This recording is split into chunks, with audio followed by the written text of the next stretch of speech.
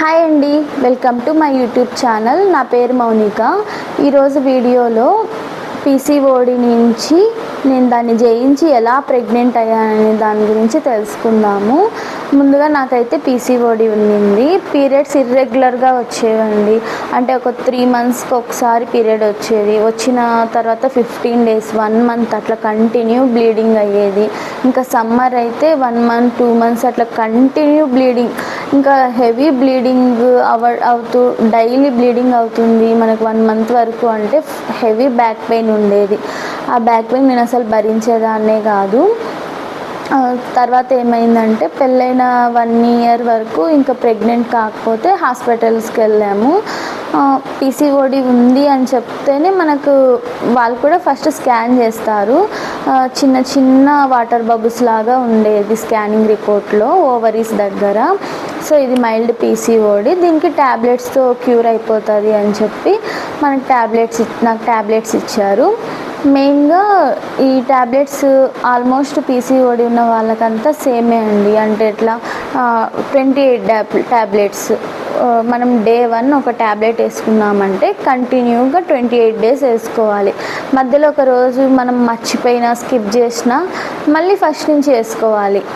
మన 28 days cycle కాబట్టి 28 days అయిపోయిన తర్వాత మనకు కరెక్ట్ పీరియడ్ వస్తుంది. అట్లా నేను ట్యాబ్లెట్స్ వేసుకున్న ప్రతి మంత్ కరెక్ట్ పీరియడ్ వచ్చేది నాకు. అలా 3 మంత్స్ కంటిన్యూ చేశాను. 4th మంత్ నేను ట్యాబ్లెట్ వేసుకోలేదు, పీరియడ్ రాలేదు. సో ఏంటిది, ఇంకా లైఫ్ లాంగ్ ఇలానే మనం ట్యాబ్లెట్స్ వేసుకుంటూ ఉండాలా అనేసి ఇంకా ట్యాబ్లెట్స్ స్టాప్ చేశాను. అందులోనూ ట్యాబ్లెట్స్ వాడడం వల్ల కొంచెం వెయిట్ గెయిన్ అయ్యాను. పీసీఓడి ఉన్నప్పుడు ఖచ్చితంగా మనం ఎంతైతే వెయిట్ ఉంటామో అందులో 10% మనం వెయిట్ ఖచ్చితంగా తగ్గాలి. ఆ వెయిట్ తగ్గాలంటే నేను ఈ ట్యాబ్లెట్స్ వాడడం వల్ల ఇంకా పెరిగిపోతున్నా. ఇంకా నేను ఎప్పుడు వెయిట్ తగ్గేది. సో నేను ట్యాబ్లెట్స్ పూర్తిగా ఆపేసా. సో నెక్స్ట్ ఏం చేయాలి అని ఆలోచిస్తుంది. ఇలానే యూట్యూబ్లో చాలా వీడియోస్ చూశాను. మెయిన్ పీసీఓడి ఫుడ్ హ్యాబిట్స్ వల్ల మన లైఫ్ స్టైల్ చేంజెస్ వల్ల కూడా వస్తుంది. కాబట్టి మనం డిసిప్లైన్గా ఒక మంచి ఫుడ్ హ్యాబిట్స్ అనేది మనం సెట్ చేసుకోవాలి. సో ఏమేమి తినకూడదు అనేది వస్తే, తినకూడనివన్నీ మనకి ఇష్టమైనవి. మెయిన్గా ఫ్రమ్స్ అంటే కబాబు, బజ్జీ, ఇట్లా ఆయిల్లో ఎక్కువగా ఫ్రై చేసినవి. మళ్ళీ ప్యాక్డ్ ఫుడ్స్ అంటే ఈ లేస్, చిప్స్ ఇట్లా ప్యాక్లో ప్రిజర్వేటివ్స్ వేసి ప్యాక్ చేసి ఉంటారు కదా, అలాంటివి తినకూడదు. జంక్ ఫుడ్స్ అంటే పిజ్జా, బర్గర్, ఫ్రెంచ్ ఫ్రైస్ ఇలాంటివి ఏవి తినకూడదండి. ఇంకా ఎక్కువ షుగర్స్ ఉన్నవి కూడా తీసుకోకూడదు. అంటే డ్రింక్స్ ఉంటాయి కదా, కోక్, థమ్స్అప్ ఇలాంటి డ్రింక్స్ ఉంటాయి కదా, బిర్యానీతో పాటు తాగుతాము, అలాంటివి ఏవి కూడా మనం తీసుకోకూడదు. సో దానికోసం మనం ఏం చేయాలి, అవన్నీ కంట్రోల్ చేసుకోవాలి. ఒకేసారి ఎట్లా కంట్రోల్ చేసుకున్నాం, ఏది ఒకేసారి మనం స్టాప్ చేయలేము. సో తినాల్సినవి ఏవి అంటే మంచి ఫ్రూట్స్, సీజనల్ ఫ్రూట్స్, వెజిటేబుల్స్ బాగా తినాలి, స్టీమ్ చేసుకున్నవి. అలాగే మిల్లెట్స్, రైస్ తగ్గించి మిల్లెట్స్ పెంచుకోవాలి. దానికోసం ఏం చేశానంటే మామూలుగా నేను రైస్ 2 పూట్ల తింటాను, లంచ్కి డిన్నర్కి. మార్నింగ్ ఏదో ఒక టిఫిన్ తినేస్తాం. సో దానికోసం నేనేం చేసా, ఫస్ట్ వీక్ ఏం చేసా, 2 టైమ్స్ తినేదాన్ని 1 టైంకి అలవాటు చేసుకున్నా. ఇంకా నైట్ చపాతీ కానీ, జొన్న రొట్టె కానీ, రాగి రొట్టె ఇలాంటివి అలవాటు చేసుకున్నా. మళ్ళీ ఇంకొక 2 వీక్స్ తర్వాత ఏం చేశాను, మధ్యాహ్నం కూడా తినకుండా ఆ ప్లేస్లోకి మిల్లెట్స్ యాడ్ చేసా.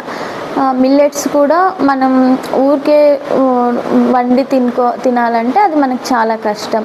సో దానికోసం ఏం చేసా, మిల్లెట్స్లోకి మిల్లెట్ పలావ్, మిల్లెట్ కిచడి, మిల్లెట్లోకి మళ్ళీ పన్నీర్ వేసి ఫ్రైడ్ రైస్ లాగా అట్లా కొంచెం డిఫరెంట్గా చేసుకున్నా. అలా చేసుకుంటే మనకి రైస్ కన్నా అవే చాలా టేస్టీగా ఉంటాయి. అలా చేసుకున్నా. మళ్ళీ నెక్స్ట్ ఒక 2 వీక్స్కి ఏం చేశాను, టిఫిన్కి కూడా టిఫిన్స్ ఇడ్లీ, దోశ అవి మానేసి రాగి ముద్ద అది అలవాటు చేసుకున్నా. రాగి ముద్ద ఎట్లా కొంచెం రైస్ వేసి, రాగి పిండి వేసి అలా చేసుకున్నా. ఇంకొన్ని రోజులకి ఏం చేసుకున్నా, రాగి ముద్దలోకి రైస్ కూడా బాయిల్ చేసుకోకుండా మిల్లెట్స్లోనే రవ్వ వస్తుందండి, లేదా మన ఉప్మా రవ్వ అయినా రవ్వ వేసి, రవ్వ ఉడికిన తర్వాత రాగి పిండి వేసి ముద్దలాగా చేసేసుకున్నా. అట్లా అంటే ఏది మనం వెంటనే మార్చుకోలేం కాబట్టి కొంచెం మన బాడీకి టైం ఇచ్చి మన బాడీ అడ్జస్ట్ అయ్యేలాగా కొంచెం కొంచెం చేసుకుంటూ వచ్చి ఫైనల్గా ఓకే నా బాడీ సెట్ అయింది, ఈ ఫుడ్ తినగలుగుతా అన్న, ఈ ఫుడ్ నాకు ఓకే అన్నట్టు కంటిన్యూగా అదంతా మార్చుకోవడానికి నాకు 1.5 month 2 months అట్లా పట్టింది. సేమ్ ఇంకా మార్చుకున్న తర్వాత అదే ఫుడ్ నేను ఒక 2 months కంటిన్యూ చేశాను. ఇంకా నెక్స్ట్ ఏం చేయాలి, ఈ ఫుడ్తో పాటు మనం ఎక్సర్సైజులు కూడా చేయాలి. పీసీఓడికి సపరేట్ ఎక్సర్సైజులు యూట్యూబ్లో చాలా ఉంటాయి, అవన్నీ ట్రై చేశా కానీ నాతో అవ్వలే. అసలు ఎక్సర్సైజులు అయితే నేను చేయలేను. సో నేను ఏం చేయగలను అంటే ఓన్లీ వాకింగ్ చేయగలను, స్పీడ్ వాకింగ్. సో వాకింగ్ కూడా ఎట్లా చేసా, ఫస్ట్ ఒక 10 minutes, మళ్ళీ నెక్స్ట్ డే 20 minutes, అట్లా ప్రతి డేను ఒక 10 minutes 5 minutes పెంచుకుంటూ వెళ్ళి ఒక 45 minutes వరకు ట్రై చేశా. తర్వాత ఏం చేసా, మార్నింగ్ ఒక 1/2 hour, ఈవినింగ్ ఒక 1/2 hour, ఆఫ్టర్ డిన్నర్ ఒక 10 minutes, అట్లా చేసుకుంటూ ఒక 4-5 months తర్వాత నాకు ప్రెగ్నెన్సీ పాజిటివ్ వచ్చింది. పీరియడ్స్ అయితే 3 months రావాల్సి ఒక 2 months 1.5 month అంటే రెగ్యులర్ అయితే కాలేదు, బట్ ఓకే ముందంత ఇదిగా అయితే లేదు. బ్లీడింగ్ కూడా తక్కువగానే వచ్చింది, అంటే 7 days అట్లా అయ్యింది. 15 days అలా నుంచి 7 daysకి 5 daysకి అట్లా కొంచెం నార్మల్ అయ్యింది. ఆ తర్వాత అన్ఎక్స్పెక్టెడ్గా ఇంకా ప్రెగ్నెన్సీ కూడా కన్ఫర్మ్ అయిపోయింది. ఇలా పీసీఓడి అంటే ట్యాబ్లెట్సే కంటిన్యూగా వాడుకోకుండా మనం ఫుడ్ హ్యాబిట్స్, ఎక్సర్సైజెస్ ఇలా చేసుకోవడం వల్ల కూడా మనం సక్సెస్ అవ్వచ్చు. ఈ ఫుడ్ ఐటమ్స్ కూడా నేను మిల్లెట్స్తో చాలా టేస్టీగా చేసుకున్నాను. ఇంకా నైట్ టైం రాగి రొట్టె ఓన్లీ రాగి పిండి కాకుండా ఆనియన్స్, అట్లా క్యారెట్ ఇలాంటివన్నీ మిక్స్ చేసుకోవడం, ఇట్లా మనకు నచ్చినట్టు మనం చేసుకోవడం వల్ల అది మన బాడీ అలవాటు అవుతుంది. సో ఈ విధంగా నా ప్రెగ్నెన్సీ అయితే కన్ఫర్మ్ అయ్యింది. నేను హ్యాపీ, ఇప్పుడు బాబు కూడా ఉన్నాడు. సో ఈ ఛానల్ మీకు నచ్చితే, ఈ వీడియో నచ్చితే లాస్ట్ వరకు చూసినందుకు చాలా థ్యాంక్స్. ప్లీజ్ లైక్ చేసి సబ్స్క్రైబ్ చేసి షేర్ చేయండి.